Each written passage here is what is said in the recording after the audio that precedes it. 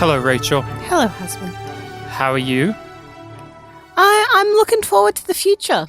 I'm looking to the past to help understand the time we live in. Did you know 100 years ago today there was an Australian Babylon 5 podcast? I went back in time and I had a look, and there was. And it was strange because Babylon 5 hadn't even come out yet. But somehow there was a Babylon 5 podcast formed in Australia. So we are not the first Australian Babylon 5 podcast. We're the only active one. And we are the last of the Babylon 5 podcasts. But of all of them. Of Australia. No, of all of them. I've decided it. And the other ones, Last Best B5, Grey 17, Babylon 5 for the first time, the myriad of others, Grey 17 podcast, Grey Sector podcast, they're all over now. Once we're done, they're just going to stop. They're not even going to make it. We are the decider. Because here at YumYumPodcast, we are rewatching, revisiting, and reviewing episodes of science fiction television. We started with Star Trek Discovery. That is where the name Yum Yum came from. And there was a moment in that series where a character licked their lips sexily, threw their hair back, and said yum yum. And it was such an outrageous moment of writing that we had to bring it with us everywhere we go. When we're not recording the podcast, you may think to yourself, they aren't referring to yum yum. Wrong. We refer to it on a daily basis. Isn't that right, Rachel? I'm not pulling anyone's chain here. That's correct, yes? No, the fact that I was chatting with a friend the other day via text, and I almost sent the yum yum gif, and then I was like, no, because they mentioned how much they love cake, so I used the cake is eternal. Oh, you used another discovery. Good on you. Rachel has accepted it into her heart, as have you, the people listening, that we like to call yumlings, or as one brave YouTube commenter put forth, we should call them yummers. I am of the opinion that that we could call you Yamahas, because you're yumlings and we like to make you go ha, and it sounds like Yamaha, which is just a cheeky little bit of fun. But let's get into the topic for today. We are here at the end of the 4th season of Babylon 5. And it is the 22nd episode. And it is called The Deconstruction of Falling Stars. Rachel, do we write our own descriptions for the episodes? No. Do we read them off Amazon or IMDb or no? No. We read them from the source. Oh, what's the source? The DVDs. The DVD descriptions that have their own flavor. Well, here is a bit of it today for you all. How will history record the acts and exploits of Sheridan and his staff? A ranger from the far-off future looks back at how various eras interpreted the lives and times of B5's command officers. What matters is what we did here, together. In 100 years, it won't matter who we were. They probably won't even remember. That's true. We had some of our regular characters in this episode, but there was also a lot of new faces, ones that we'll never see again. Who to you in the Deconstruction of Falling Stars had YYE, yum yum energy, a person that's just vibrating with yum yum potential? They could lick their lips, throw their hair back, and say yum yum. If JMS, the writer of Babylon 5, if he was not a coward, who could have had the YYE be fulfilled in this one? Garibaldi. Hologram Garibaldi when his plan works. I was going to ask which Garibaldi. Hologram Garibaldi is a marvelous choice. I am very much in agreement with you there. He was my number 2 choice.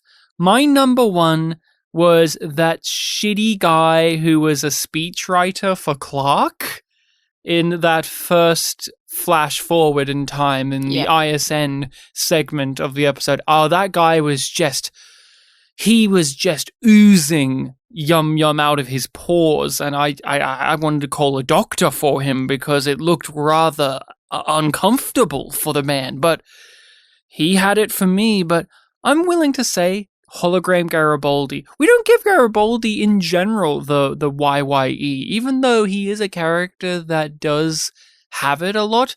There's just always somebody else who has it a little bit more than him. Something that holds us back about acknowledging his YYE. The Deconstruction of Falling Stars is a rather bizarre episode. If you are familiar with the behind the scenes of Babylon 5 during this time, you can get a better grasp of why it is this way. It makes more sense when you have those details. They thought that this was going to be the end of the series with this fourth season. The network, the channel that they were on, was wrapping up itself, and so JMS had to cram a lot into the fourth season. Hence, it's more serialized, hence the pacing is rather quick. And this was here as in a weird area of time where the fifth season was given the go-ahead. So what was filmed as the last episode, Sleeping in Light, was pushed to be the last episode of the show. And so Deconstruction of Falling Stars is here, and Stephen Furst directed it, and it's rather cerebral and bizarre, and it sets up a bunch of things that will be in the fifth season, changes that are going to come. Lockley is mentioned, and Ivanova's not here. Ivanova's removed from the opening credits entirely. It's rather fascinating piece of television when you know why it exists this way. Now, as a child watching it, not knowing any of those behind the scenes, I took this at the face value of it being an end of a season and being a really bold, striking, truly out of left field way to do it. And even though I know stuff now about this series in more depth, I still look at the Deconstruction of Falling Stars through that lens of awe. It's a bold stroke. And admiring it. And I've never truly loved this episode, but I have always understood why there are those out there who have this as one of their favorites. It's not a favorite of mine, but you still appreciate it. This is what you get when it's one person in control. You get these large swings that you wouldn't get necessarily in the hands of a committee. And it is bizarre, it is abstract. This is almost like an anime ending where it's very, as I stated, cerebral, and it's taking several steps back to look at the thesis statement that is Babylon 5 and deconstructing it and going over those themes and examining them and hammering them in and really, really, really digging into the material and saying, what were we going for here? I like the Deconstruction of Falling Stars a lot. It's always an episode that when I'm watching the series with somebody who has not seen it before, it's one that I'm always curious of their reaction to because it is divisive. Clearly, I don't even need to talk to somebody else to know that there's people out there who despise it and don't like it and think it doesn't work. You can tell by just how abstract it is that it's going to have haters and lovers. For you, what has been your reactions to it? I never know how I'm going to respond to this episode when I watch it. I always appreciate it because there is a lot of craft that's present in this episode. And sometimes I'm here for it, and other times I'm like, what the fuck? Why this? Why this? So like each time I watch it, I have different feelings about it because it is so different. And sometimes I'm like, you know what, this makes sense. And other times I'm like, it makes sense, but it's not what I want. But I always appreciate it. It breaks the format of Babylon 5's usual story structure, and as we get later into the series, there are more episodes that go off the beaten path, have, you could say, a gimmick to them or a certain way of telling a story. And I just want to go over that first, because that is the thing that is very compelling. You started out with the characters we know and love. And it feels normal. It's normal. They're making jokes. They're talking about the future of things to come. Delenn and John are married now, and everyone is wanting to engage with them, talk to them, take up their time, and they have to put on the face that you have to. But we get those asides where, oh, I don't want to do this.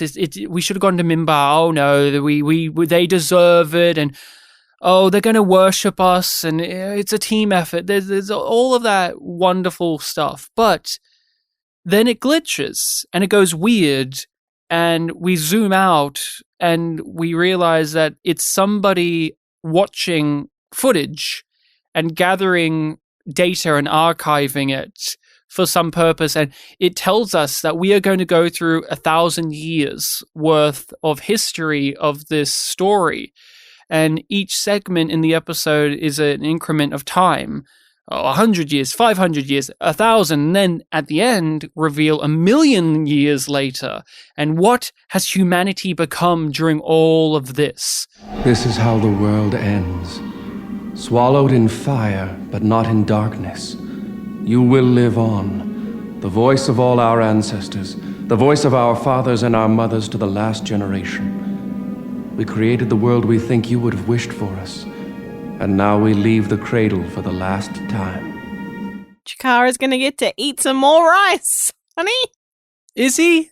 I hope he's going to be able to feed on some rice.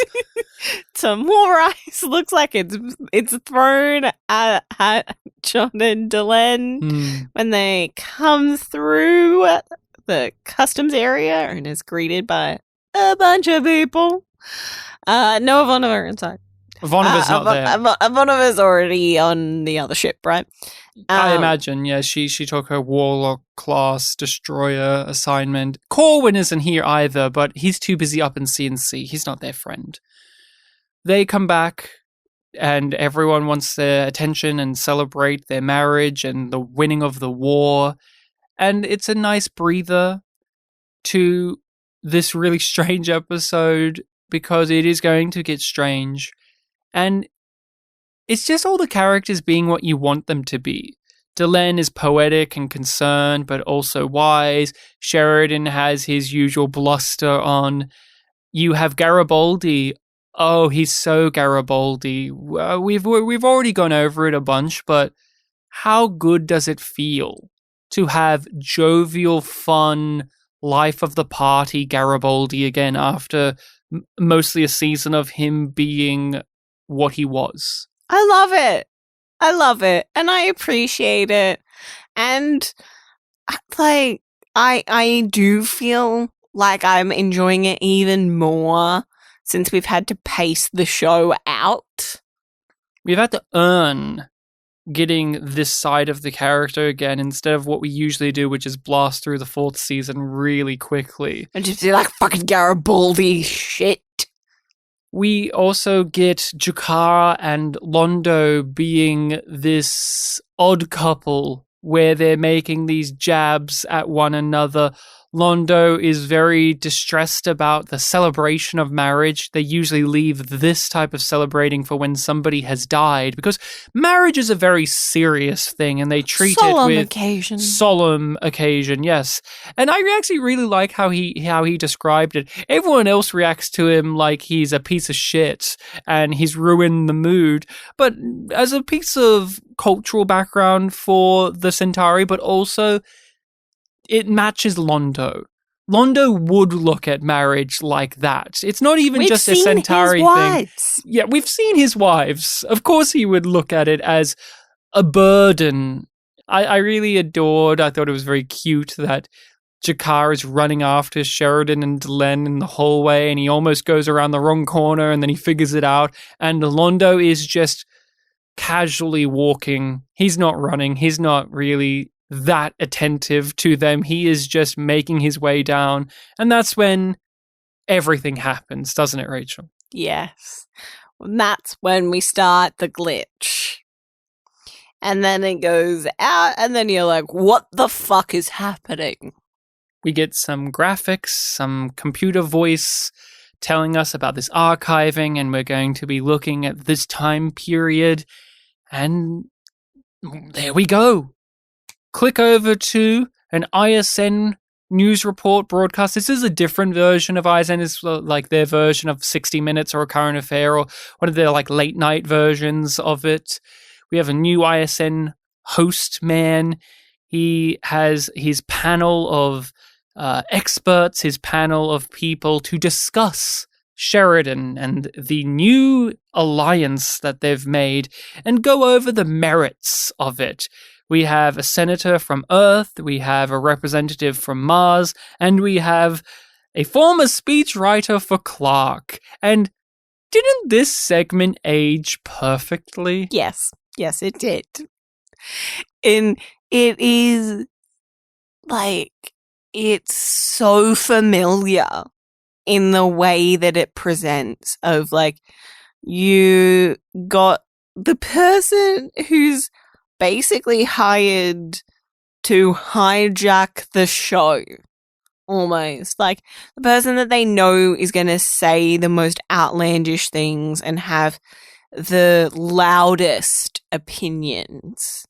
And then you have the other people who are more measured, quiet, and usually qualified And to speak.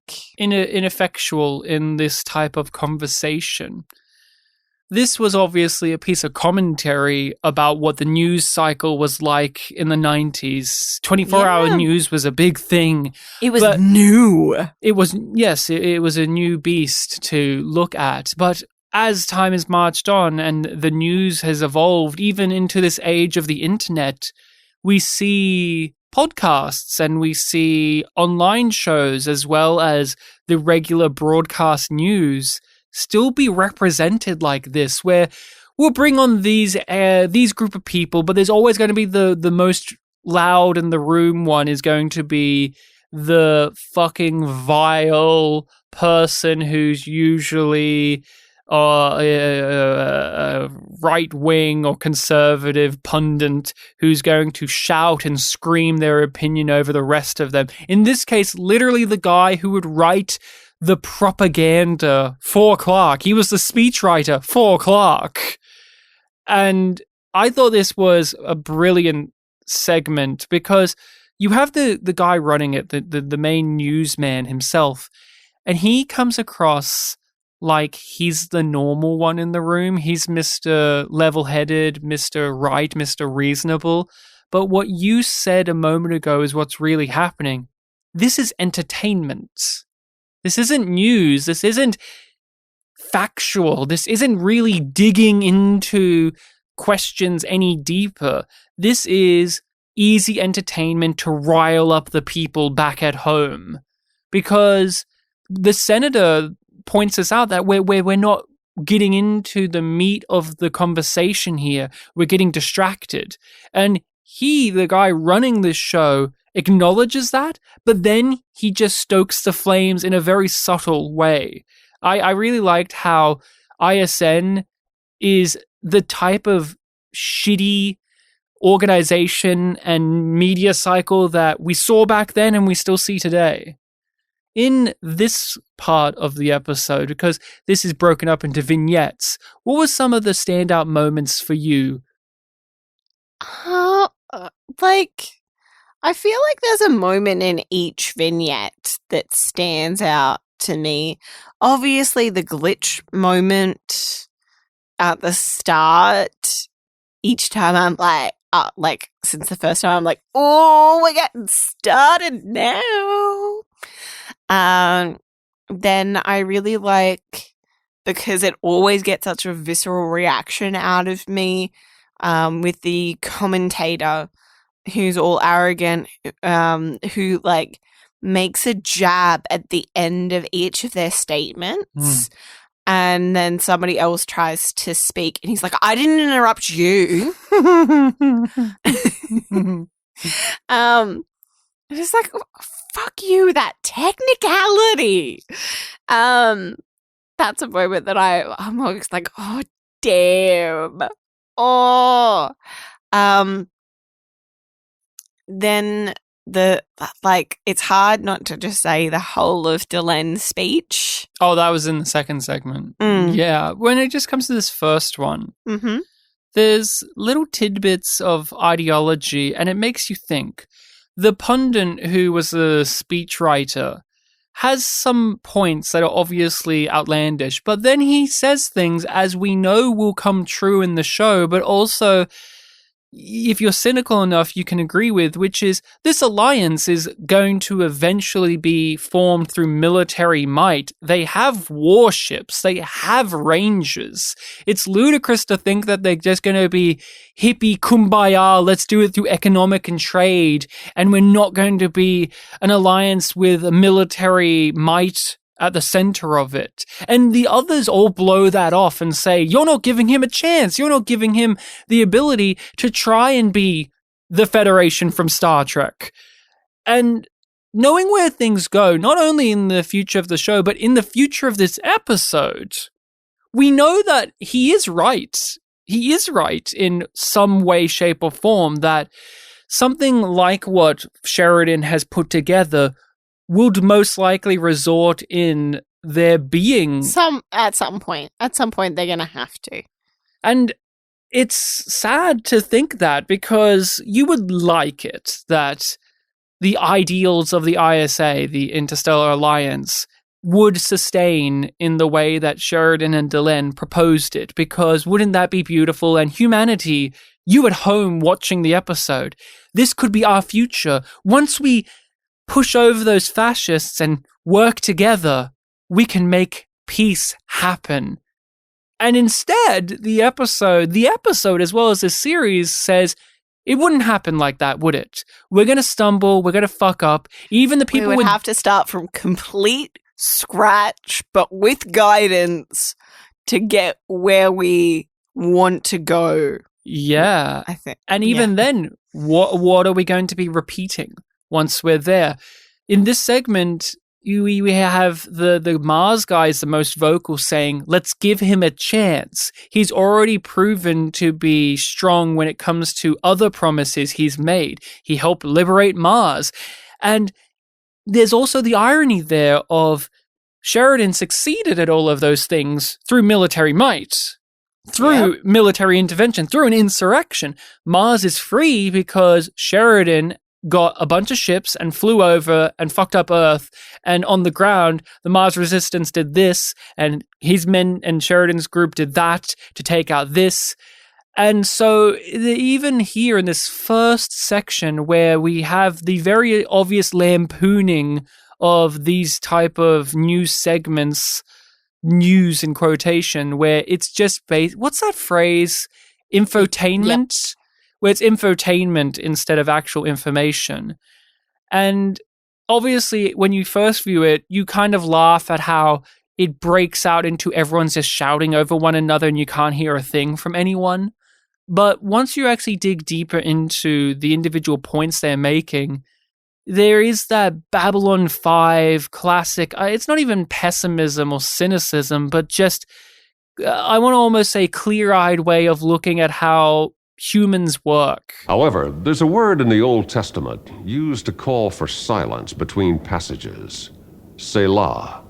It means pause and consider. So tonight, starting with a report from Special Correspondent Jim Bitterbane and a word or 10 from our usual panel of experts, we've set aside a few moments to reflect, discuss, pause, and consider. Selah. We flash 100 years forward. We're with a bunch of snotty academics now, and they're looking at the Interstellar Alliance 100 years later.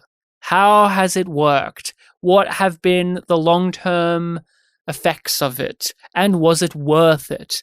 Each segment, in a way, is deconstructing a theme or an idea that this series puts forth. I really look at this as a deconstruction of history or legacy, because we have these historians, these academics, and these psychiatrists or psychologists looking at things from a quote-unquote history or legacy point of view and just poking holes through it all with their own specific agendas and stating it as fact, as factual. But clearly each one of them has their thing. The host, Latimer, who is voiced by a video game voiceover artist who's in a bunch of things. Most notably, he is the Senator Armstrong from Metal Gear Rising. Yes, the Senator Armstrong, who famously said, "Make America Great Again," right before Trump did in his campaign. It's really funny. A game that has aged spectacularly. And from the ashes, a new America will be born! Evolved, but unchanged! The weak will be purged, and the strongest will thrive, free to live as they see fit. They'll make America great again! What the hell are you talking about? I think it's really powerful because of the simplicity of what Delenn says and the fact that they still try and spin it.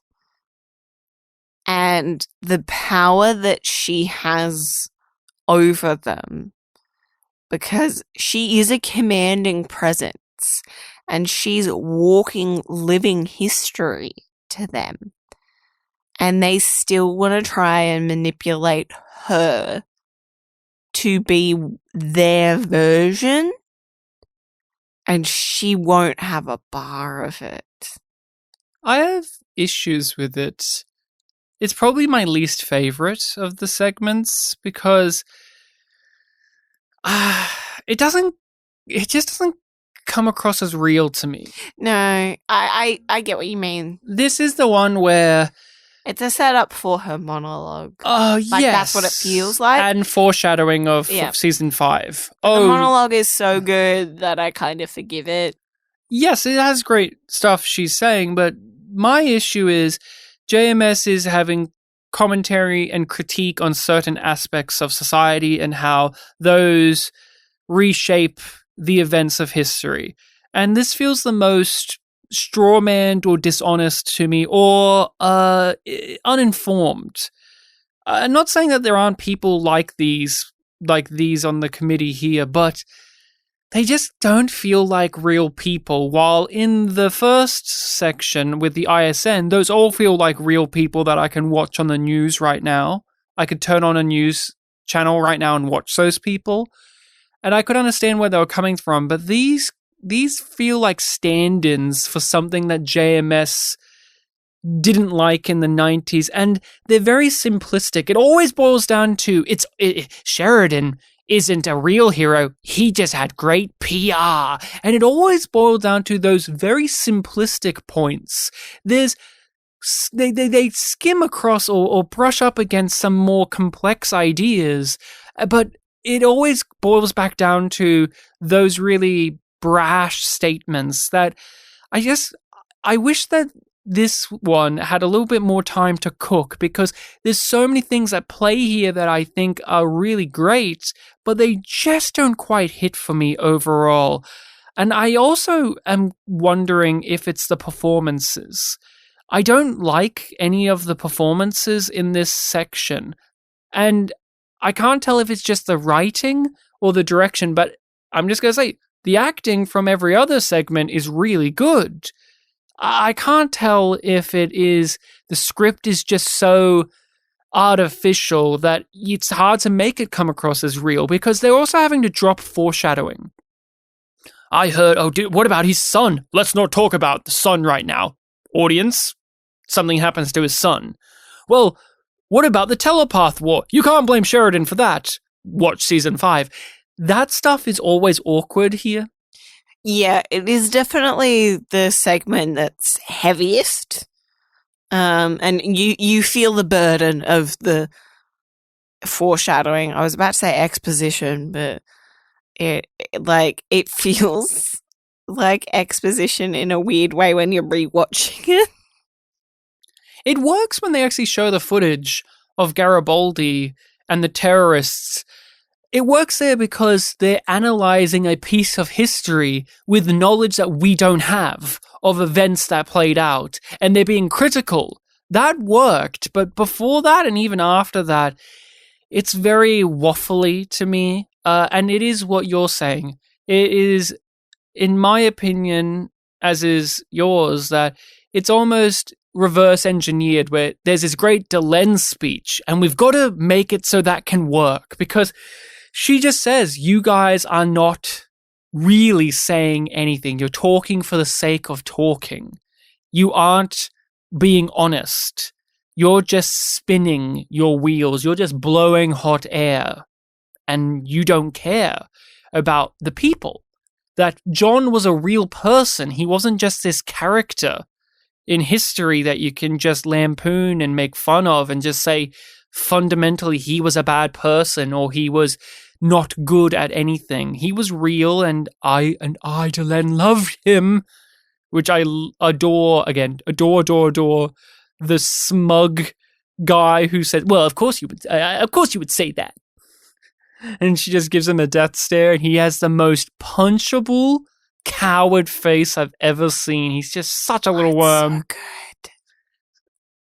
What do you think about the statements that they are making outside of if you think JMS is doing it well? They are hitting upon some really heady things about legacy and the long-lasting effects of your actions and if they were right or wrong. And I actually really enjoyed, I think it was the really smug guy, talking about how there is an element of almost a great man theory or the element of Sheridan hijacking the hard work of everyone and putting it onto himself, which is actually a concern Delenn expressed at the beginning. Like, it wasn't just us, it was everyone who did it. It makes a lot of sense, but it doesn't ring true. Like, the first segment really does both of those things. But with this one, it's just like, it's a bit too forward in some ways.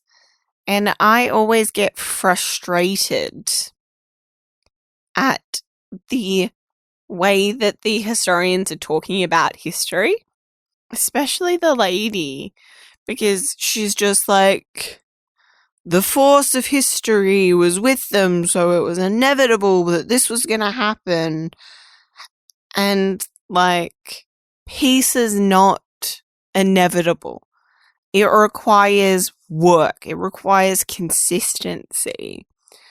And to say that it would have happened without them doing anything is bullshit, in my opinion. Like, you always have key figures. Yes, they have to be in the right place at the right time, and it matters what's going on around them. But the idea of the people in charge not being in control annoys the fuck out of me. The episode does counter it in the other future segments, though. That's what's really great about the episode, is it has characters exist in history saying one thing, and we flash forward and we see either the evolution of that belief system or we see it be argued against by the future. And I that's what I got out of it. Now, I have some similar reservations to you, but I understand the thought process. History repeats itself. I know it's very History deliberate goes well. over these, and for someone like her, you can definitely see why she's come to this thought process of there's always just going to be somebody else. oh, it was Sheridan this time, but it's going to be somebody else in the future. It's always something going to happen, and it makes it come across that these patterns are just expendable. The job isn't. Yes, as Sinclair said. And there's almost a despondency that you have when you look at the world in this way of, in the future, there'll be another conflict and there'll be another hero that comes up and it's going to be teaching us the same lessons again. So is it really important that Sheridan did it this time? Do we actually care? Because he's just a part of the inevitable cycle that we go through. And the future of Babylon 5 shows us this, and also shows us that what Sheridan and Delenn have done has made such an impact in history that it is also arguing against that belief as well. What is very good to me here in this particular academic read of them is, in real life, we have seen as modern sensibilities grow in a different direction, as well as more information is learned, certain figures that were once considered heroes are looked at in a far more aggressive and critical way of being. Back in the day, people would have easily just said Winston Churchill was a great guy and saved many lives and was the savior of Britain. Sheridan did that. Unquestionably. Yes, and he had to make some tough decisions, but he made them with the right belief system. Sheridan did that in season 2, where he went over that Winston Churchill had to make a tough call, and he actually faced up to the consequences and looked at what he did, and you could tell it haunted him. Now there's many people like, say, Winston Churchill or Franklin D. Roosevelt, where we look at them and we say, no, they did these things wrong and these things wrong, and much talk like in this segment, like in this part of the episode is had. And there's even arguments within that field of history and academia of, is it right to do that? Because how can you judge somebody's actions in the past by the morals of today? You wish only to speak that which you know you ignore because it is inconvenient. That which you do not know, you invent. The next segment breaks from the news segments and goes more into like a recording. A personal log. Yeah, a personal log. And we have an evil scientist / advertiser, political pundit. It's like the evolution of the speechwriter from the first one, as well as the evolution of those academics from the second one. Yes. And when we say evolution, we mean in a bad way. Yes. Yep. And he's like trying to organize these holograms of the key figures to use for their propaganda. And my moment that I love from this one has got to be, there's good facts and there's real facts. Oh, I loved that. This is the very 1984 segment. He says info speak. He has a whole bunch of jargon that he uses that feels straight out of 1984. And it's very Orwellian. This has always been my favorite section of the episode because we also talked to a friend recently who's going through Babylon 5 for the first time, our friend Will, who was on a previous discussion, and he liked this a lot because it's the Babylon 5 way of saying it happens again. Here's another event. 500 years we're going to fall into fascism again. This guy's got 2 lightning bolts on his chest. He's got an SS symbol, basically, on his chest, and he's speaking the same rhetoric, the same nonsense as not only the humans, but the Centauri as well. We need to expand. We need to show our dominance and to be in the center. We've been weakened. Yes, and the absolute awe I have of Babylon 5 looking you right in the eyes and saying, guess what? Everything you've watched in this show, in the long run, it won't last forever. It won't last forever. Things will happen again. And there's a level when you first watch it of going, so it was all for nothing? It was all for nothing.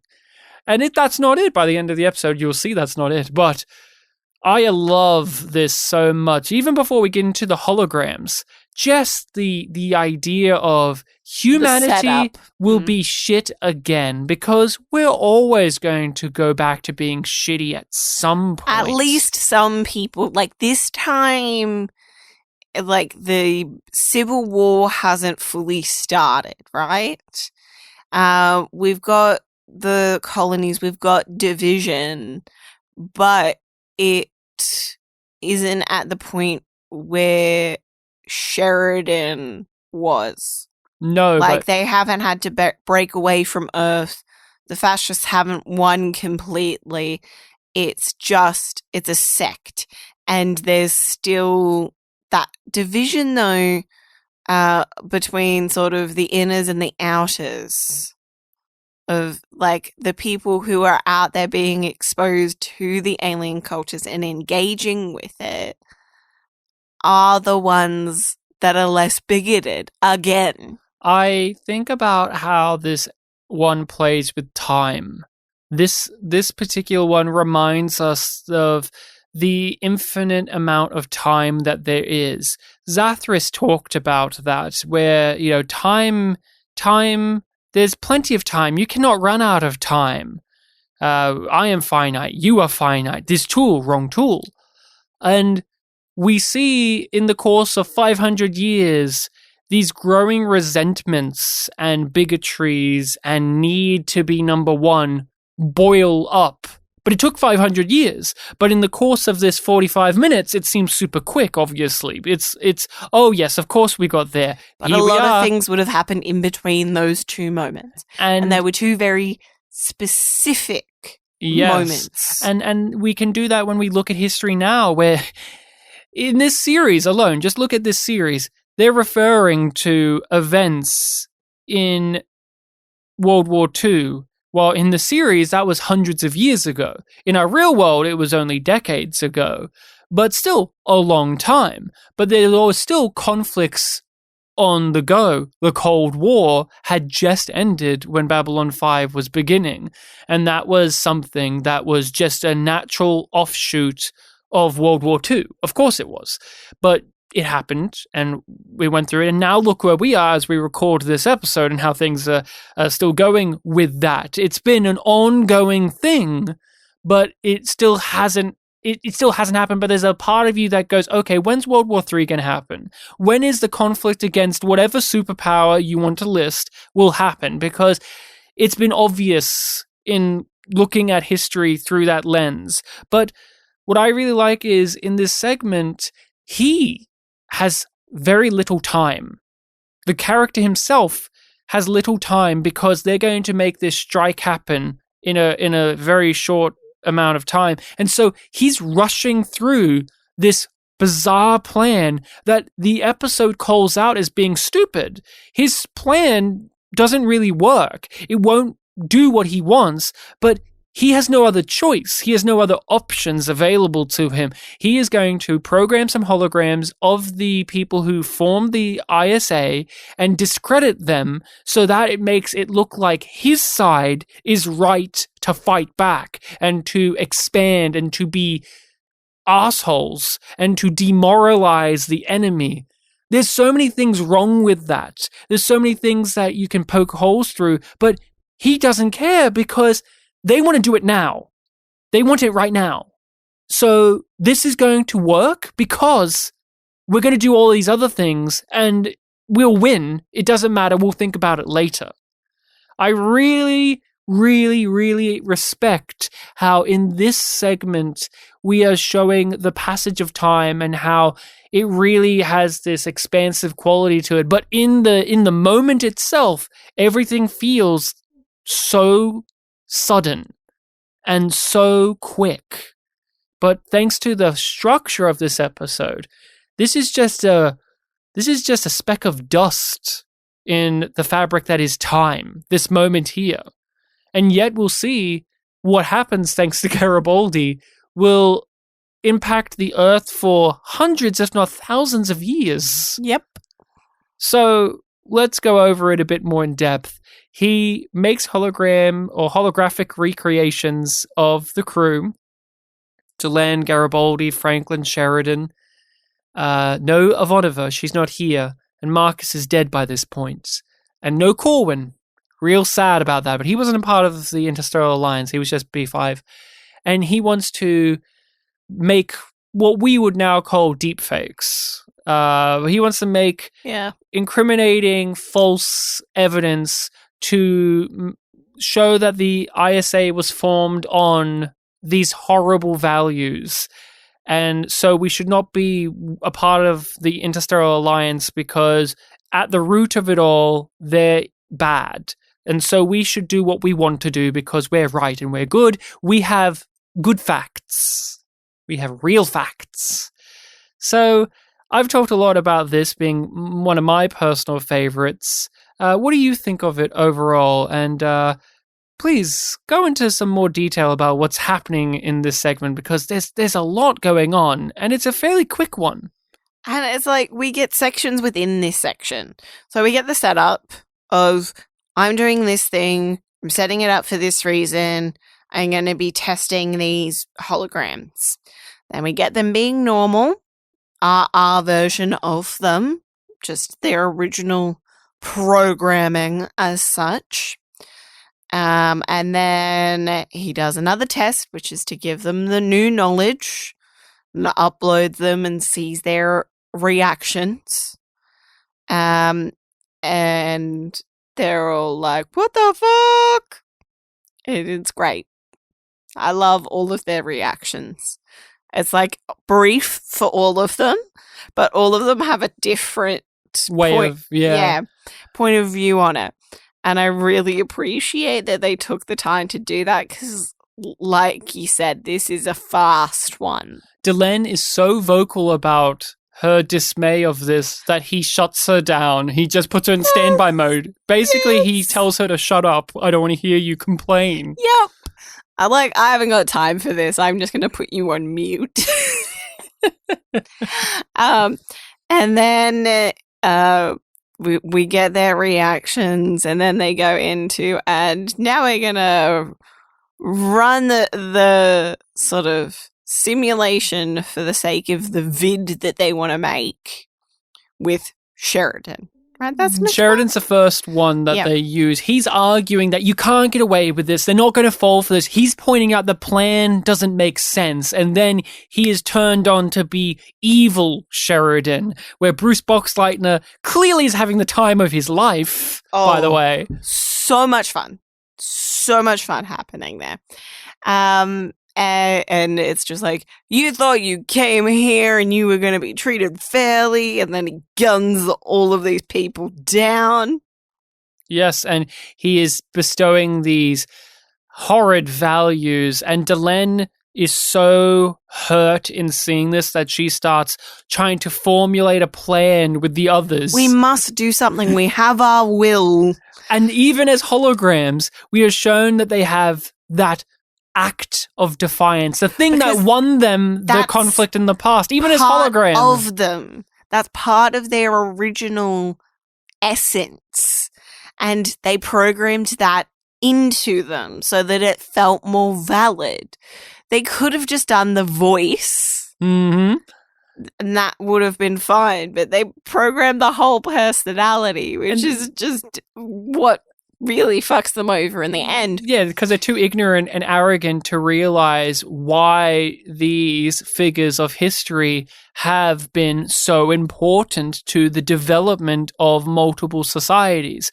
They think, oh, well, we can just argue with them and reprogram them and we'll be right. We'll just make them what we want them to do. We will dispense the facts of history. This is a real deconstruction of facts and truth, where the idea is this fascist group are going to, as many fascists do, by the way, rewrite history, rewrite the figures of history, make truth into this malleable thing that benefits them, even if they have to lie, even if they have to make it up.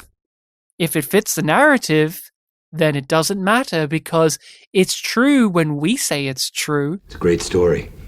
I'm sure that's the one you're putting out. What's the real one? The real fact, not the good fact. Earth needs room to expand.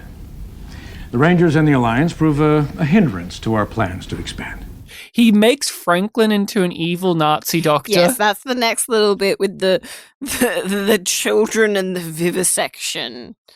And I like after that one, he's like, oh, no, that one doesn't feel quite right. We need to tweak the wording of that one. Oh, yeah, because it became like how AI does right now, where it will just rip from, say, a Wikipedia article and just, it doesn't feel like a real person is speaking, but it's just dispensing facts. Children, and drugs. And drugs.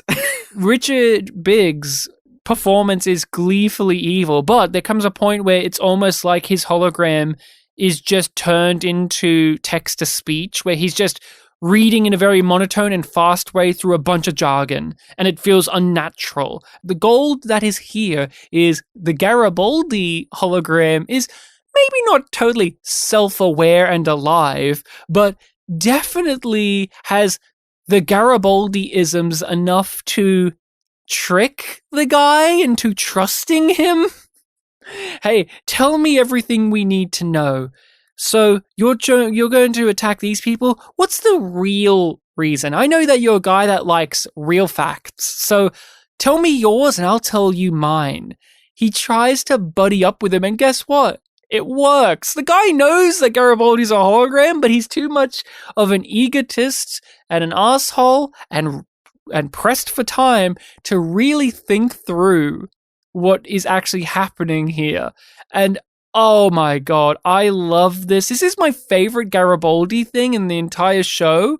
And it's not even the real Garibaldi. It's the fact that Garibaldi, a character that we watched a whole season of, not being the full version that we like, yet still understood in the season what made Garibaldi who he was, that paranoia, that conspiracy theorist side of him, the ability to stand up against authority while still being authority. But this episode understood all of these other aspects, and how does one use those in a very fun, interesting, peculiar science fiction setting. And so, a hologram recreation of Garibaldi will just hack into the system and record this conversation and send it out there and basically start Armageddon on Earth. I mean, what are your takes on this? Because as stated earlier, we've missed fun Garibaldi, and this is a very fun thing to give him. And I really like what Jerry Doyle does here. I think that this is some of the best acting that he does in the whole show. We cut again to 1,000 years in the future of where we started, and things look very strange. We are in the Dark Ages. Everything is technologically backwards to where you would hope we would be 1,000 years in the future.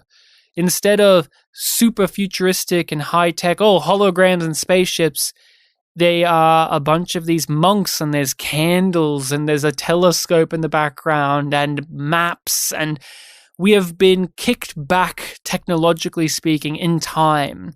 And we learn that there was the Great Burn. No, not the burn from Star Trek Discovery that was caused by a child screaming really loudly. But no, a Great Burn that actually is good.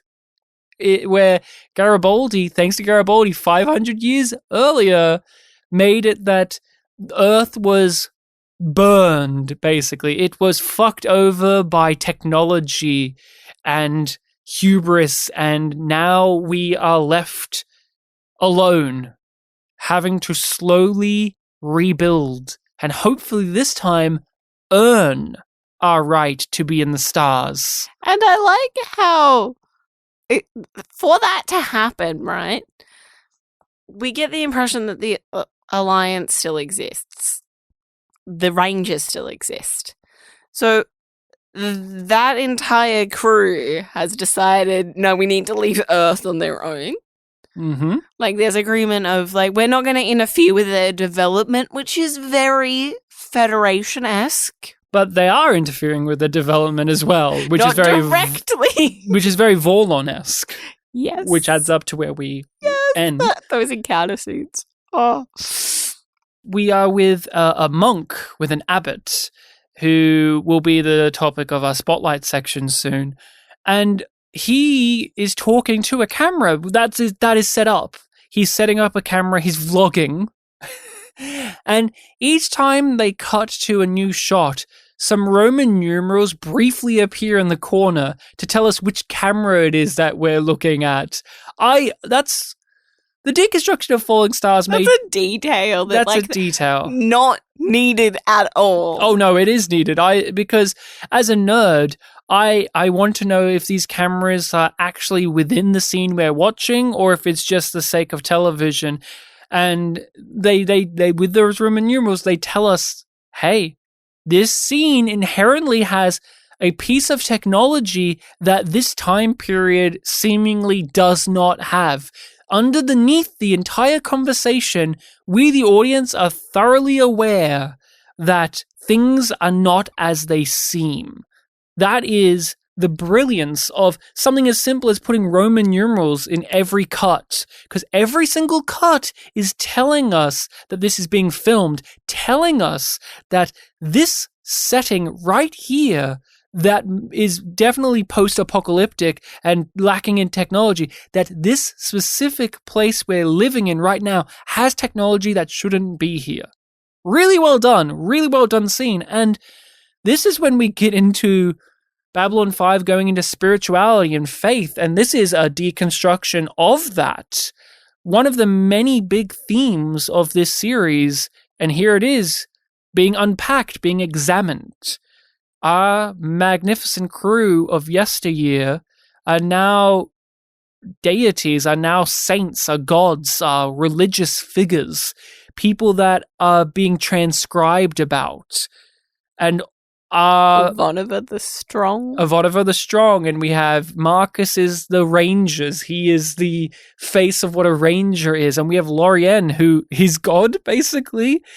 And once you move past the almost absurdity and, whimsy of, isn't it cool if our characters' actions made them in the future what we consider the Knights of the Round Table, or what we consider the 12 Apostles to be. Once you move past that, we have these two monks having a conversation that this series has wrestled with over and over and over and over again, which is, what is the purpose of faith? Why does it matter? As we advance as a society technologically, what does faith give us? And here we see that they have been reduced to ash and now they're having to rebuild, but it's still being argued about. The shoe analogy of reason and faith equally being needed and equally having purpose and function in everyday life. That really stood out to me on this viewing. I really liked how he said, okay, if you did know for a fact that there are Rangers and that they're altering society and that there's space travel available to us. And you found out tomorrow. What would change?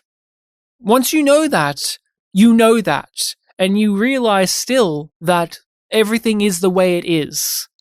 What does that really fundamentally change for you?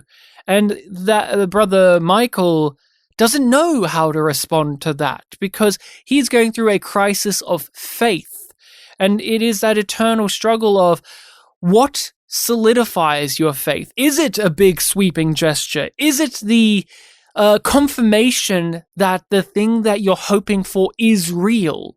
We saw this with brother Edward in Passing Through Gethsemane, where he talks about faith, and Delenn presses him not to talk about it in the scripture sense of it, but on a personal level.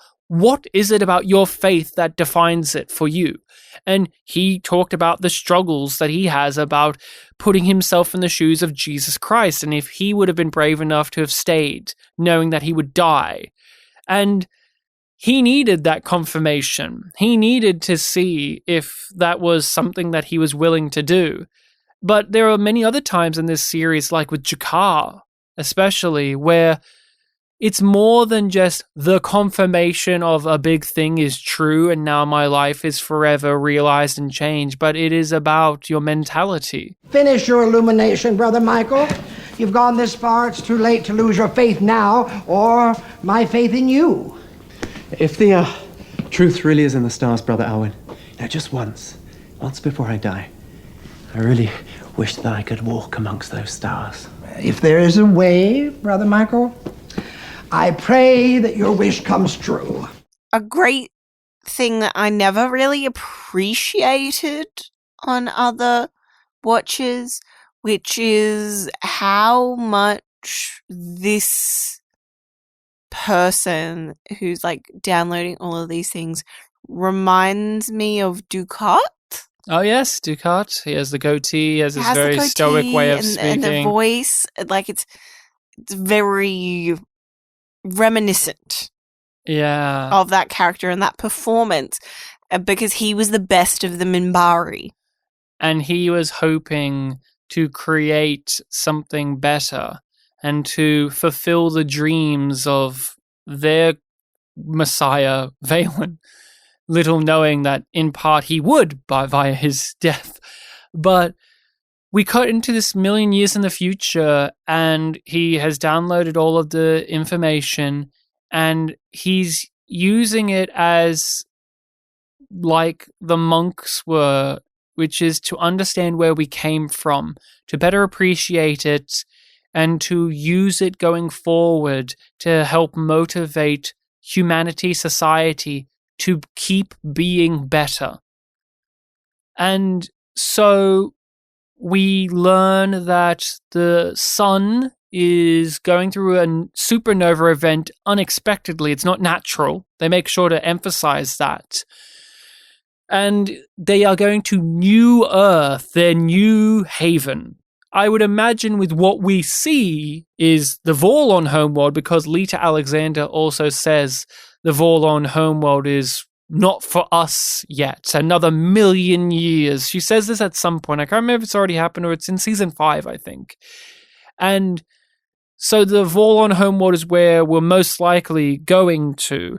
And we know this to be definitely the case because he gets into a suit that, especially the body part, is very much like a Vorlon encounter suit. And he turns into a ball of energy to go into that suit, just like how the Vorlons were energy forms. But he took a human form at the start.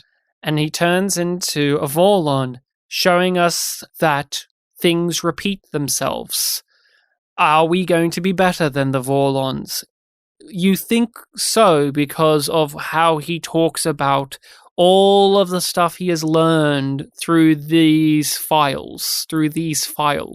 They haven't forgotten where they come from, which was a part of the Vorlon and Shadow's problem. They lost perspective. Because they were determined to find out who was right and to prove the other wrong. And they had determined themselves as perfect. while this guy, even in so doing, collecting these files, but also the fact that the sun is dying unexpectedly shows that humanity, even a million years in the future, isn't perfect, but we're striving to be better. And that is just such a beautiful way of wrapping out and going through the ideas that Babylon 5 looks at when it comes to humanity, our society, our structures, our systems, faith. Sinclair was right. Sinclair was right. They asked him back in season 1 in an ISN report, what is it worth it? And he said there's an agreement through all of science that the sun will grow cold one day, whether it's in a million years or more, and all of this will be lost if we don't go to the stars. And here it is. We see the sun go out, but thankfully it is not lost because we gathered it all together and we expanded out and we made something bigger and greater. And Sinclair was right. He got it right. And I've always been curious of this, and I have no understanding of the background of this. Now, we know some of the original plan for Babylon 5. If Sinclair didn't leave and if JMS didn't change the plan anyway because of just natural TV production, we know how things would have gone in many ways. But I don't know one thing in particular, which is Jason Ironheart specifically said, "I will see you again in a million years." We never see or hear about Jason Ironheart again, like the person himself, ever again. But this has always been the closest, where we actually do see a million years in the future. Yeah. And this man, has transcended, he has become something else, like Jason Ironheart did. Because a part of Ironheart was he was evolving into the ultimate form of humanity, which was a big ball of energy in a lot of ways. And I've always been curious, and I wonder if any of our listeners out there knows, what was that going to be with Jason Ironheart? Like, was Jason Ironheart going to be this guy? And I've always been wondering, why wasn't Jason Ironheart this guy? Would that just have been giving it away too much? I don't know. I've always looked at this a million years in the future, guy who turns into a ball of energy, and I always think about Jason Ironheart, and how does this relate to that? Or how is this a follow through a commentary? Or what was the original plan for Ironheart in that fashion? Like, does that ever occur to you? No. I just forget about Jason. But he says, I'll see you again in a million years. Yeah, that's not something. I'm like, that was maybe going to be something, but I never really think about it. Rachel, I have here in my notes, Spotlight. What is that? Is that a movie? Are we watching the movie Spotlight and we're talking about it?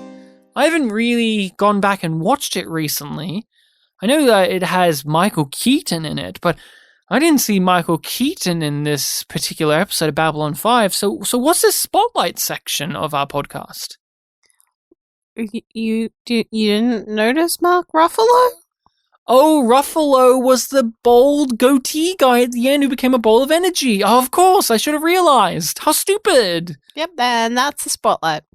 So, out of a system of Yum being bad and Yum being good, what would you rate the Deconstruction of Falling Stars? Oh, it's a Yum for me. Yum. It's a Yum for me. Yum. In all seriousness, Spotlight is the part of the show where we go over an actor or actress that appeared in the given episode, talk about their performance, their role, their career, their experiences, oh yes, and their life, and any interesting pieces of trivia. We are talking about who today, Rachel? Who is the person of discussion? You mentioned his character earlier. You acknowledged that he was our choice. And the name of that actor is Roy Brocksmith. Who played Brother Alwyn, was it, in this particular episode of B5? Mm-hmm. What do you think of the performance? I really like it. I really like him in pretty much everything I've seen him in. He's just a pudgy nerd, and I always find him, like, cute and annoying. Like, I just want to pinch his cheeks. That's how I feel about you. But I thought he was spectacular in this episode. He's wonderful. He elevated that to be my favorite of the sections of the episode. Oh, you didn't say what was your? Did you have a particular favorite section in this? Oh, this is my favorite too. I thought not only was it his performance, but what he was discussing, his character was breaking down and arguing against, and also reflecting on, was really well done, and I enjoy his performance a lot. I knew we were going to talk about him for the spotlight since we started the show, because he's one of those famous character actors. If you know television and film, you've seen him. One of his trivia points was never in a leading role. Very sad, but true nonetheless. And I knew when we started our spotlight section for the podcast, I said, oh, he'll be the one we do for the Deconstruction of Falling Stars. And I forgot how good of an actor he is, not in just this episode, but in general, because I always look at him as like, oh, he's very entertaining. But he's more than just entertaining. He is captivating. I hung off every word he said, and he has such great mannerisms and facial expressions and hand gestures. The body language is great. He has such a unique voice that makes him very, very, like, he's a very alarming presence in many projects he's in. But here, as this monk, as this old guy talking about faith, I believed that he was that. I felt like, oh yes, this is a Catholic priest I've met before. I really liked him. He's probably one of my favorite guest star performances we've had in season 4. Even though he isn't given the most screen time and the flashiest of material, I just really like his presence. I think he's a real fun guy to put in your show. It's the whole package that makes him feel like a real person and a grounded person in this moment in time that's so far removed from what we know as viewers of the show and who we know. Let's go over some of the roles we have seen him in. He is one of those that guy actors. Now, I have grown up with him. He's been in some of my favorite movies and television shows that I watched as a young man and still watch today. He would most likely be remembered forever in the role of the dumbass psychiatrist Dr. Man in Total Recall. He comes in and tries to convince Arnold Schwarzenegger that this is all a fantasy and he is dying in the Total Recall, and that he should take this pill so that they can save him. And he is a piece of shit in that movie. He's great. He's so good. He's such a corporate, slimy, wormy motherfucker in that. And he sweats. That's what gives him away, is he has a bead of sweat go down his face. And if this is all a simulation, why would he be nervous? And he's just so good in that. And one of his strengths as an actor that he had was that voice. I don't even know how to describe his voice. It's just so particular and unique and very good at playing multiple types of characters.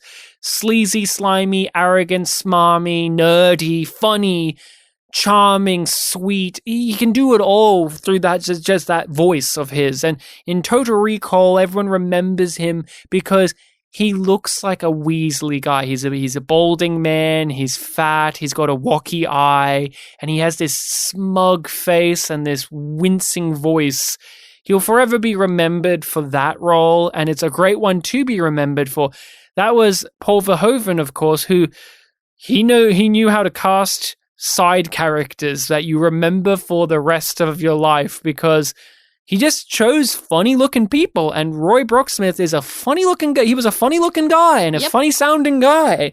And he's the quintessential character actor where you put them in and they add a bit of flavor And he really added a bit of flavor to Total Recall, which is a movie that has some of the great character actors in there. That is Michael Ironside, for fuck's sake. For you, was there anything in particular in his catalogue of work that you said, oh, I remember him in that, or I've seen that? There were so many things. I wrote down, I was like, oh, he's in Newhart. Oh, he's in the Dick Van Dyke Show. Oh, he was in TNG and DS9. Do you want to touch on the Star Treks now? Can we touch upon the most important role? Bill and Ted's Bogus Journey. You remember him in that? We only watched that a little while ago. Yeah. He's in the best scene in any Bill and Ted movie. He's in the best scene of any of the Bill and Ted movies, which is when Bill and Ted as ghosts possess one of their dads and another cop guy. The Roy Brocksmith is the other cop guy.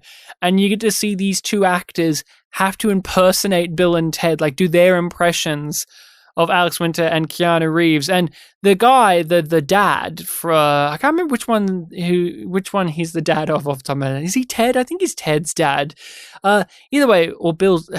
I think he's Bill's dad. Bill's dad. Either way, the one who is a great actor in his own right, but he does a pitch-perfect impression of this. While Roy Brocksmith, his one isn't as good, but he's a lot of fun. I totally believe you, dude. Yeah. Whoa, donuts. Whoa, excellent. Savory cruller. Yeah, I got really hungry being dead.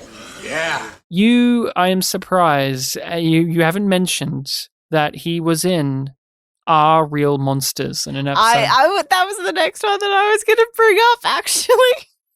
Are Real Monsters and Angry Beavers were my favorite block of that type of cartoon, but they were always the ones that I didn't get to watch as much as, say, Cat Dog or Rugrats or Wild Thornberries, but I liked them more than those ones I just listed. So, Are Real Monsters, walk us through. Of what Are Real Monsters is? Him in it and that episode and what it is. Didn't look at the specific episode. Rachel, you're really missing out. It's one of the highest rated episodes of the show. Not only just that. I recognized his name, but I just didn't get a chance. He's in an episode it's important for this reason, for the podcast. It had Talia's evil ex-husband as a voice in it. The one who is a shitty guy. What was his name? Stoner. Matt Stoner. That was the character name in Babylon 5. The actor was Keith, insert Polish name here. I know I'm Polish, so I should be able to pronounce Polish names, but they're hard. And it had Paul Williams as a voice as well. I just wanted to make sure to let everyone know. But what's really important about Are Real Monsters, it was a beautiful, fun kids show about monsters and that they're real and it was creepy and we're hanging out in the world of monsters and it was a real great show. But this is the only voice work he did. Isn't that insane? Yep. The thing that you probably think about the most when it comes to Roy's work is that very unique voice. This was the only one he did. And it was one of the last roles he had before he passed away. Isn't that just such a shame that no one utilized him for more voice work? Yes. It's kind of like Adam West, where for most of his career, he didn't do voice work. And then suddenly, in the early 2000s, people decided, it's a really fun voice. Adam West. I know he did the Batman animated series as well, in the 90s. But Roy Brocksmith, to me, is an actor who should have done the voice of a cartoon mouse. I get that. Now I'm just imagining him in Stuart Little. Right? He would be a great voice of a mouse in that. One, what he should have done? He should have done the voice of Stuart Little's fake dad. Remember when Yes! Oh my god! I want that. I know. I want that now. He was in Arachnophobia. He was in a classic. Seinfeld. He was a shitty landlord. He was in Lois and Clark. Golden Girls. Lois and Clark. He was in the Hudsucker Proxy. He was in Tango and Cash. You didn't watch Tango and Cash with me, did you? I did. Okay, you did.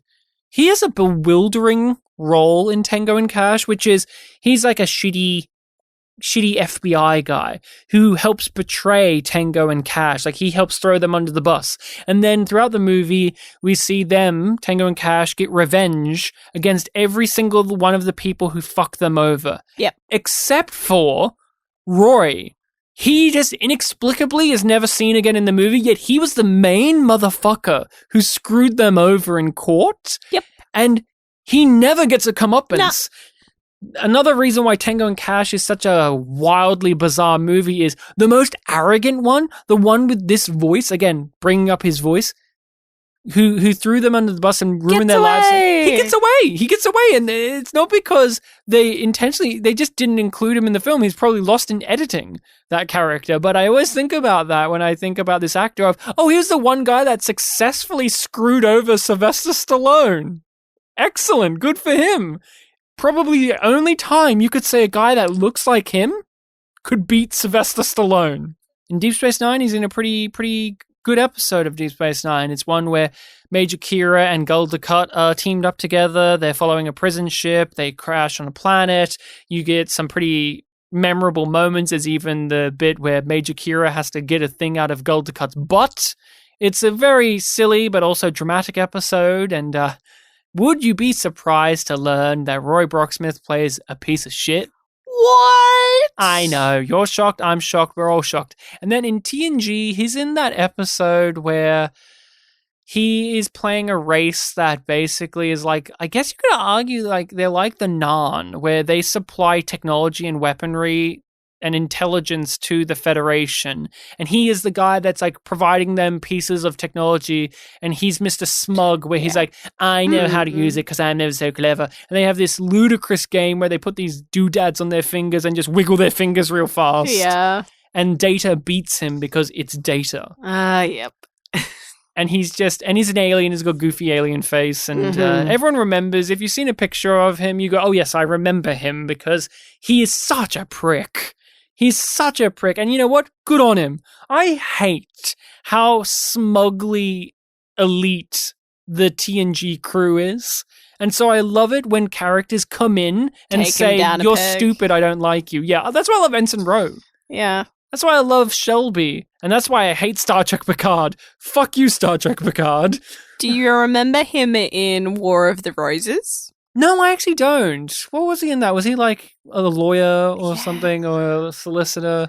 I can remember his face in that one, but again, like, a lot of his roles bleed together for me, and I just think of his voice. I have a little bit of a fun trivia point, I guess, which was that he was in Scrooged.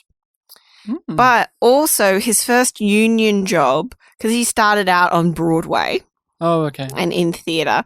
His first union job was a musical based on A Christmas Carol called The Stingiest Man in Town. Oh, was he Scrooged or Tiny Tim? No. So no, he was Cratchit. Well, he would be a good Cratchit, I think. Yeah.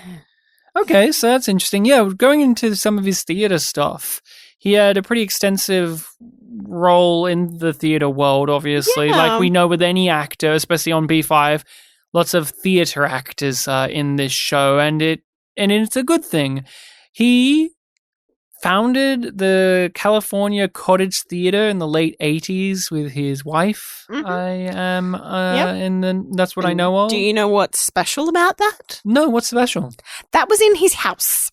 Yeah, that's cool. So, they were looking for non-equity theatres, right?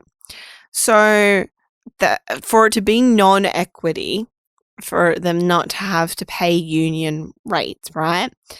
They needed a theater that I think is like 99 seats or under. Yeah. So they were just interested in putting on shows for the sake of putting on shows. And they were like, we could do it at our house. Yeah. And it's really sweet because it was him and his wife, their house, that's like, in the suburbs, and I was described as looking like a big red barn or something like that. And that was his high school sweetheart. That he was married, like they're married when they were 18 and they were married until his death. But like I have some quotes that I pulled from articles from the LA Times that were about it. So just like, the actor would lead the way, meet the people at the gate of his house. On the property, yeah. And the actor would lead the way past the fruit trees and a doghouse to the theater lobby, the plant-filled back porch, where coffee and homemade cookies would be served during intermission. That's really cute. Over 8,000 people have been in our house and never was anything once stolen, his wife said. Oh. And then he said this about it. It was very fun. We had such a wonderful time doing it. And the fact that they would sometimes adjust how much seating they had because it was in their living room, right? So it was just like, well, we had this many seats, but if we like turned the couch over and put a plank of wood over the top of it, it would kind of make a balcony and we could fit this many people in it. That's cute. Yeah, I've known some people who've run some theaters in abstract locations, and you have to really be crafty when it comes to how you stage things there. Yeah. And each show you put on may have a different layout or setup, and so you have to accommodate that. And from what little reading I did was, he's at least one time believed to be the only theater like this in the United States in terms of like only like non-equity theater run out of a private home. Only equity waiver theater in a private residence. And the actors weren't paid, but people didn't pay for tickets either. Yeah, they just did it for the love of the craft. For the love of the craft. And there was another quote that's very much like what my hometown tends to do with theater. My hometown actually has they have a cinema that's also a theater, and it's the only independent theater in Australia with a revolving stage. And so they use the revolving stage all the time. And yes, they obviously get money out of this, but a lot of the time, especially now, they're struggling. They're just trying to get any artist or group to use this venue and put on shows, and they're really trying to promote just art being in the town, not even necessarily just to keep it afloat financially, but also just to embrace that side of culture again, especially in recent years when things have been restricted and locked down and not available. I thought that this was a really sweet quote that was also from his wife. Of like, he was making money doing television and he felt he should give something back to the community. And it was always like it was free word of mouth. So you just needed to make sure that you let them know, because seating was so limited that it was like hard max of like 40 people at each showing. And they, I think they did it on a monthly basis for a while. We will rebuild the earth. Though it take us another 2,000 years. But this time, we will build it better. That is all we have for you on this discussion of Babylon 5. We will be back next episode with our recap, our overview, our discussion of Season 4 as a whole. We'll go over the best stuff, the worst stuff. We'll talk about the highs, the lows, things that have changed on this watch, and things like that. So make sure to come back next time to hear what we think about Season 4. What's the best episode? What's the worst episode? Who was our favorite character this time? Come back to hear it. Until then, you can follow us on your social media of choice under YumYumPod or YumYumPodcast. You can support us on Patreon. If you support us, you get to hear some bonus content. We give our thoughts on a multitude of things. We've been going over the Twin Peaks franchise. We have talked about Sherlock, Doctor Who. We're going through several movie franchises over there. Once a month, we review a movie such as ones from the Alien movie franchise. We have done the X-Men and Star Trek movies. And we are going through one episode at a time from a first watch perspective, The Expanse. So if you want to hear us talk about The Expanse right now, come over to our Patreon and you get to be hearing that as well as so much more. Share the podcast around with everyone you know so that we can help benefit them with the word of Yum Yum, the holy text of Yum Yum. In my scripture, there's a drawing of Commander Nandi in that style that we saw of Lorien. She is my godlike figure, and above her in very good scripture is Yum Yum. Now, we had a lot going on in the deconstruction of Falling Stars. So much was put forward, but we didn't get time to see Jakar smack his chest and say good eating to you. JMS really dropped the ball there, and I'm so angry at him. Hopefully this animated movie will give us good eating to you again. And if not that, the reboot, if that comes to be. But in the meantime, we, the Yum Yum Podcast, will be the heroes of the hour and give it to you, the Yumlings. Thank you so much for listening. Good eating to you.